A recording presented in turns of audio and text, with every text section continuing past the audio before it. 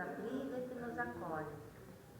E por termos esta casa, Luz Eterna, que nos recebe sempre com tanto amor e com tanto carinho. Agradecemos a Jesus por tudo que tem nos dado, que tem nos proporcionado, pela oportunidade, Jesus, de aprendermos um pouquinho a mais dessa doutrina tão esclarecedora. Agradecemos ao mentor espiritual da nossa Casa Luz Eterna, agradecemos os nossos mentores espirituais e rogamos, Senhor, as tuas bênçãos, a tua luz e a tua paz, em benefício de todos os nossos irmãos encarnados e desencarnados, por todos os que aqui estão, Senhor, e por aqueles que hoje não puderam comparecer por um motivo ou por outro, que recebam, Senhor, a tua luz e a tua paz. E pedimos então, Pai, a tua permissão para darmos início à exposição dessa tarde de hoje, no capítulo 5 do no capítulo 2 do Evangelho segundo o Espiritismo, não se parei que Deus juntou, com a nossa irmã Débora.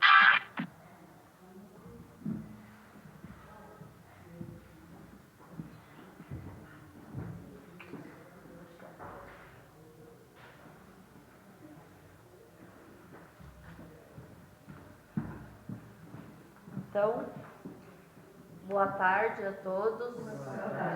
Um abraço carinhoso em quem eu não abracei. Depois a gente se aperta. Estamos aqui, nesta casa de amor, de caridade, nesta casa de Deus, porque é uma casa que trabalha em nome de Deus, em nome de Jesus, em nome deste amor que nos acolhe, que nos ensina, que nos cobre de bênçãos, de luz. E esse amor que vem do nosso Mestre, que vem do Divino, é que sustenta este lar, E com a permissão de Deus, à luz da doutrina, a gente busca compreender melhor as leis morais, as leis de Deus, as leis imutáveis que Ele criou para nos conduzir no caminho.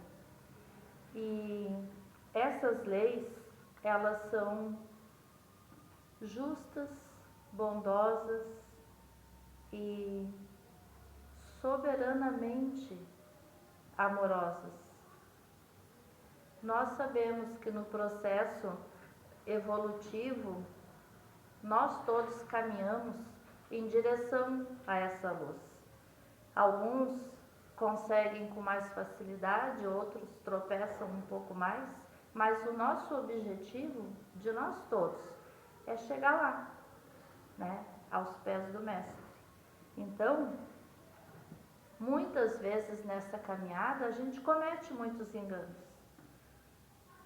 E através dos nossos equívocos, a gente vai se comprometendo vida afora, Então, sabemos do nosso compromisso e do nosso comprometimento com os nossos próprios erros.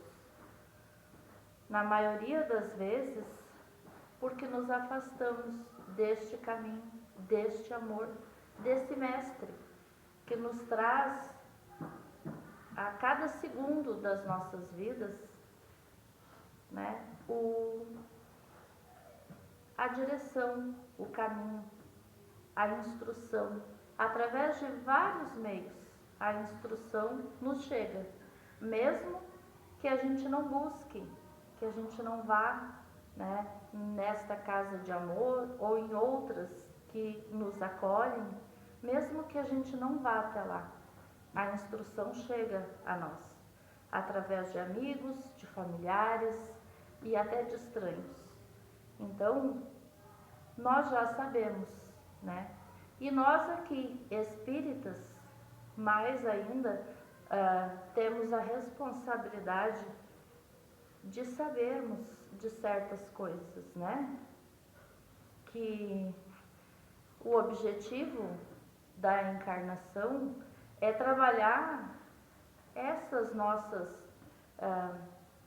dificuldades, né? Então a gente vem nesse mundo aqui, não é a passeio, a gente vem neste compromisso, né, de nos melhorar, de nos reformar a cada oportunidade. E então a gente sabe que isso acontece através da reencarnação. Sabemos que viemos aqui e que a gente já traz, né, no nosso manual os caminhos que a gente vai percorrer. Nós já sabemos aquilo que mais ou menos precisamos trabalhar em nós. E isso é da nossa caminhada. Então, cada um de nós tem aquilo que necessita trabalhar e que já está no nosso planejamento reencarnatório. Tudo bom, querido?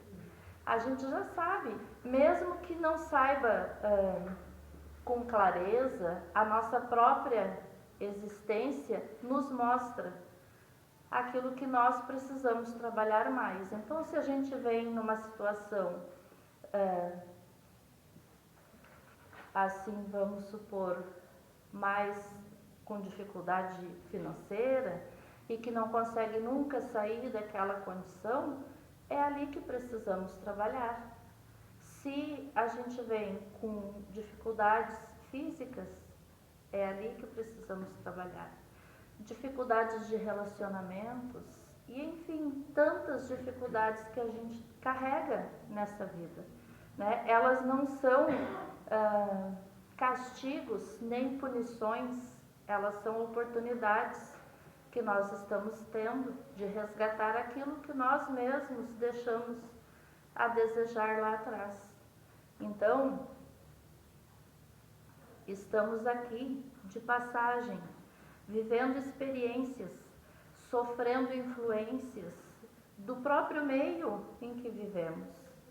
Não falamos nem de influências espirituais, às vezes encarnados mesmo, né? Ali no meio onde a gente está, a gente sofre essas influências. Nós brigamos também, estamos aqui brigando pelos nossos direitos materiais e também morais. E por espaço, né? Mas sempre o que nos conduz é o amor. É sempre por amor e é sempre em nome do amor, mesmo que a gente não conheça ainda profundamente esse amor, porque nós estamos nesse processo evolutivo e o amor às vezes ainda é raso no nosso coração, mas é ele que nos move, é sempre ele que nos move. Então, a lição de hoje que Kardec nos propõe, no capítulo 22 do Evangelho, que tem como título Não separeis o que Deus juntou, Kardec vem nos esclarecer sobre a indissolubilidade, que palavra bonita, né, do casamento, e sobre o divórcio. E Kardec nos diz que não há de imutável senão o que vem de Deus. Tudo que é obra do homem está sujeito a mudanças. As leis da natureza são as mesmas em todos os tempos. Elas não mudam. As leis humanas mudam. E mudam segundo os tempos, os lugares, o progresso da inteligência. Vai mudando. E a gente sabe disso, né? A gente vê isso. A gente presencia. sente essas mudanças. No casamento, o que é de ordem divina, por isso nós introduzimos falando sobre a reencarnação. O que é de ordem divina no casamento é a união dos sexos para operar a renovação dos seres que retornam a este mundo. Mas as condições que regulam esta união são de ordem tão humana que não há no planeta inteiro, mesmo na cristandade, 2 países que elas sejam absolutamente as mesmas. As leis que regulam essa união, elas mudam muito, de acordo com a cultura, com o país, enfim, muita coisa, né? Criam regras e fases e mudanças para que essa relação, essa união tenha êxito. Aos olhos da lei civil, o que é legítimo num país e em uma época é adultério em outra e num outro tempo. E a gente sabe disso, né? Há lugares em que o casamento, as relações são permitidas, um marido pode ter 3, 4 esposas. Isso não é adultério. Em outro lugar, é adultério. E assim por diante, essas regras que eu falo, né? Mas na união dos sexos, ao lado da lei divina, que é a lei da reprodução, existe uma outra lei também imutável, que transforma essa relação, que é a lei do amor. E a lei do amor, ela está lá quando Jesus veio aqui, ele nos ensinou, nos deixou, né, como mandamento, como direção, a lei do amor. Então ele nos disse que nós precisamos amar a Deus sobre todas as coisas e ao próximo como a nós mesmos.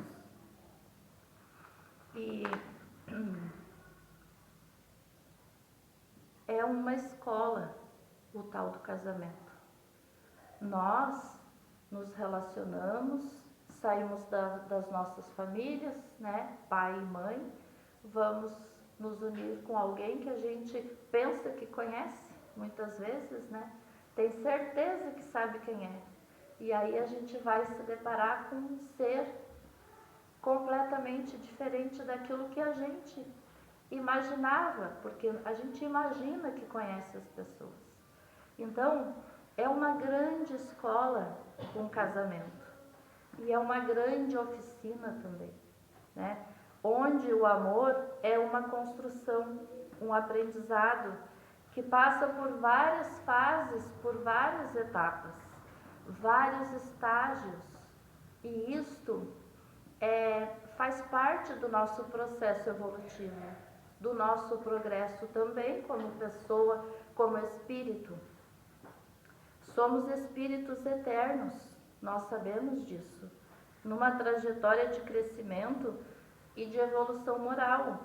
E vamos chegar lá, né, no ponto maior, que é o amor incondicional. A gente vai chegar lá, esse é o caminho. Nós vamos conhecer profundamente esse amor que Jesus nos ensina. Hoje, talvez, ainda seja raso para nós esse entendimento, mas um dia nós vamos conhecer o amor profundamente. Nos relacionamentos existe, né, uma grande escola. Deus permite que aprendemos sempre, nos colocando no lugar do outro, ora homem, ora mulher, através da reencarnação. Então hoje nós estamos nesta relação como mulheres, amanhã numa outra encarnação como homens. E, portanto, nós precisamos compreender essa parte, né? Aprendendo a amar-se. É para isso que a gente se relaciona com as pessoas. nós aprendemos uns com os outros. E é tão importante essa questão de estarmos hoje como homens, amanhã como mulheres, porque a sensibilidade é diferente. O sentimento, ele cria uma potência diferente. Nós não amamos igual, homens e mulheres. Amamos intensamente, mas dentro da nossa condição. E estar no lugar do outro, de fato, nos traz uma grande escola, um grande ensinamento. Mas nós podemos dizer, mas a gente se coloca, a gente pode se colocar no lugar do outro, mas não é a mesma coisa quando a gente está de fato no lugar do outro, a escola é muito maior.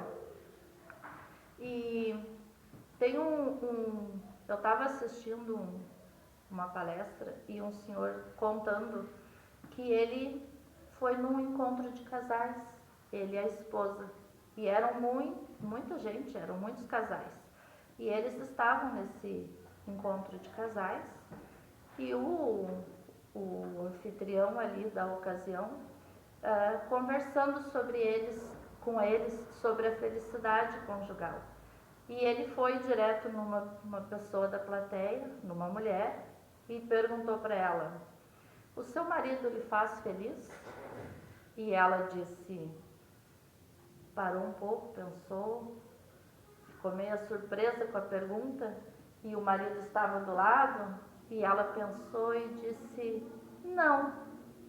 E ele levou aquele choque, porque ele achou que ela ia dizer que sim.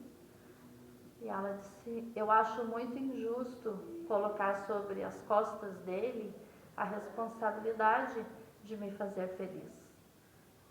Eu pensei um pouquinho, porque eu retornei lá na minha infância, lá na casa dos meus pais, e eu já era feliz. Então a minha felicidade não está na responsabilidade dele, está na minha. Eu sou feliz, sim, mas independente, né, isso não é uma responsabilidade dele. E isso nos faz entender que nós estamos aqui em processo evolutivo, sim, mas muitas vezes nas nossas relações a gente acha que o outro tem obrigação de me fazer feliz, de estar o tempo todo, né, em prol de mim, assim como eu estar o tempo todo em prol do outro. É tudo pelo outro, é tudo pelo outro. Será que é assim? Mário Quintana tem uns versos muito bonitos, mas eu só vou falar uma frase, que ele diz que a gente, se quer cultivar as borboletas no nosso jardim, é preciso que a gente cultive e cuide das nossas flores. E isso traduz muito bem para o meu entendimento essa questão. Num relacionamento, né, a gente precisa cuidar de si, né, do nosso interior, estar bem conosco mesmo. Isso vai nos ensinar. Diz que um outro cidadão era jovem e estava num grupo de amigos e eles saíram à noite e encontraram as moças e estavam ali felizes e muito simpáticas as meninas, e um deles não quis conversa com nenhuma delas, e daí o amigo perguntou, mas tu vai perder a oportunidade, de repente, né, é uma boa pessoa, tu vai te interessar? E ele disse, é que eu procuro a mulher perfeita, e nenhuma delas aqui me parece ser perfeita. E aí, tudo bem, passou aquela época, passaram-se anos, todos os rapazes do grupo se casaram e aquele seguiu viagem. Lá, 5 anos depois, eles encontraram ele. E aí, né, perguntaram, e aí, fulano, encontrou a mulher perfeita? E ele disse, sim, encontrei. Ai, que legal, e se casaram? Ele disse, não. Ué, mas por quê? É porque ela também estava em busca do homem perfeito. Então, não deu, né? Não deu match, como se dizem, porque é praticamente impossível, né? A gente sabe que não é essa a caminhada. Então, relacionamentos são um estágio, um lugar de aprendizado, né? E aprendemos muito nesses lugares. E existem vários tipos de uniões. Há uniões que no planejamento reencarnatório o único compromisso é trazer ao mundo corpos que irão abrigar espíritos que estagiarão no abandono, no repúdio familiar, na adoção. E na adoção tem também um leque de estágios que nós todos passamos. Eu estou falando isso porque não é uma questão de que isso acontece com fulano ou ciclano. Nós todos passamos por esses lugares. Nós todos. Nesta vida talvez não nesse lugar, mas na próxima talvez nesse lugar. Nesta vida, naquele outro lugar, na próxima, quem sabe lá no outro. São estágios de aprendizado, de crescimento, de progresso, de entendimento, de sentimento. Então a adoção tem a adoção com sofrimento, tem a adoção com amor, tem a adoção com amplitude de altruísmo, de amor incondicional, tem a adoção por casais homoafetivos. Tem também nas uniões aqueles que vêm com doenças hereditárias ou genéticas. Isto é um lugar de aprendizado daquele espírito e daquela família, daqueles pais. Então, às vezes, esse lar, esse casal, essa união é em prol daquele, não de mim e do marido, não é do casal. É um sentimento maior, é um envolvimento maior. Uniões que serão pontes para o progresso moral de encarnações de espíritos muito comprometidos. Serão o apoio, a escola, o farol desses irmãos. Uniões que experimentarão o luto da separação. E o luto também é um estágio, né? É um vazio, é um momento necessário. Esse vazio, ele é individual, cada um sente do seu jeito e cada um supera no seu tempo. Não é uma regra, né? Isso acontece, esses lutos acontecem, não é só quando alguém morre e vai para o plano espiritual, mas quando alguém separa, também sofre esse luto. Às vezes os dois, às vezes nenhum dos dois, às vezes a família, os pais, né, a sogra e o sogro, às vezes é os filhos que sofrem o luto. E às vezes são todos. Mas este luto é uma escola, é um aprendizado. E neste luto, a gente também sente o luto por diagnósticos. Quando chega a notícia de uma doença grave, né, a sensação de perda da saúde é um luto, é um vazio e é um lugar de pensar, de revisitar às vezes toda a nossa vida, tudo aquilo que aconteceu, o porquê que estamos naquele lugar e dali para frente como é que vamos sair, como é que vamos nos comportar. Tem até o luto da aposentadoria, porque às vezes a pessoa trabalha 30 anos num lugar, né, quer muito se aposentar, se aposenta e entra num vazio, né, como se tivesse morrido. Não tem mais, não está mais naquele lugar, não vai mais ver os colegas, não vai mais fazer aquela mesma função e sofre. Esse luto faz sofrer. Então, isso eu estou falando só para a gente entender que são estágios da vida necessários para o nosso crescimento, para o nosso desenvolvimento, para o nosso entendimento. Jesus disse: não separeis aquilo que Deus juntou, mas também disse: separai o joio do trigo. Quando Jesus disse: não separeis o que Deus juntou, podemos sim entender sobre um casamento, mas também podemos entender a vida, o nascimento, o espírito no corpo. Né? Quando a gente comete um suicídio, a gente está separando aquilo que Deus juntou. Ele juntou aquele espírito, aquele corpo por um tempo, por um período determinado, que não depende de mim, né? Encurtar esse tempo. E quando eu encurto, eu estou separando o que Deus juntou. Mas isso, tudo tem reforma, tem conserto. São fraquezas nossas. E o joio do trigo também serve ao casamento. Às vezes os dois não vão dar certo. Francisco de Assis nos disse: aprenda a amar para ser amado, compreender para ser compreendido. Então, no relacionamento, não sejamos hipócritas. Pequenas atitudes de gentileza, feitas com amor, vale mais que milhões de grandes atos para mostrar para os outros como a minha casa é bonita, como eu sou feliz, como a minha família, né, é perfeita. Às vezes não é nada disso. Então, não sejamos hipócritas.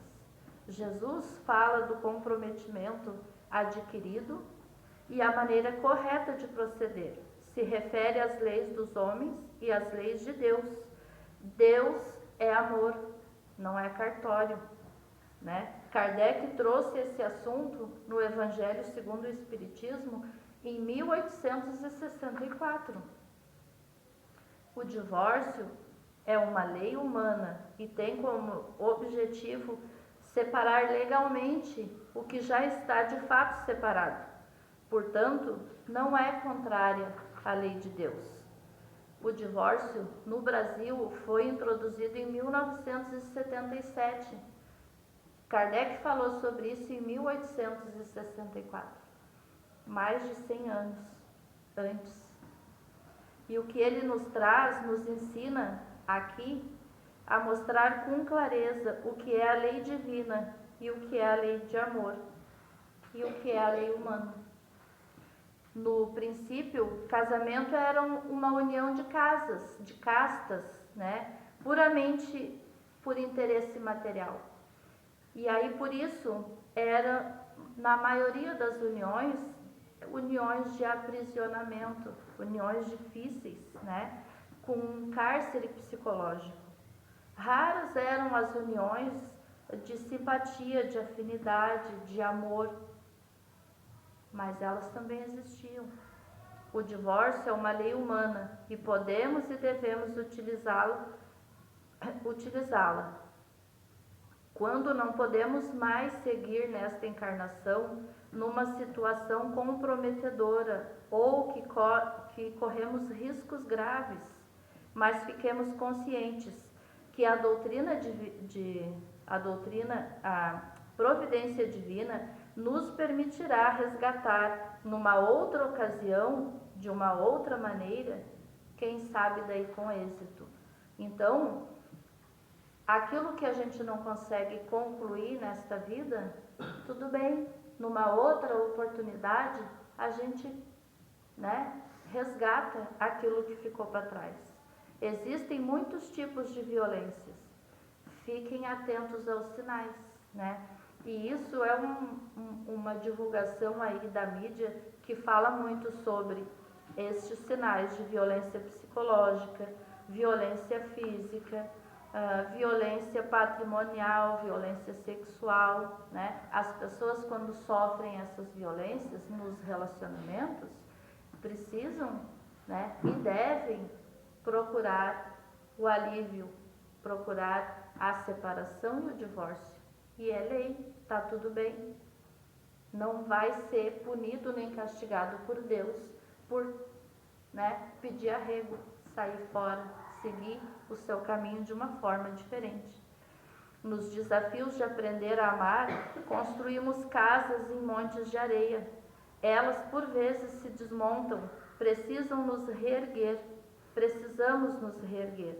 Isso implica em reiniciar, reconstruir, e temos o amparo da lei para as questões legais e o amparo de Deus para as questões morais. Então, seguimos nos nossos... eu acho que eu vou levar uns 5 minutos a mais. O que vocês acham? Encerro? Ou pode ser? Pode ser. Num relacionamento não se erra sozinho.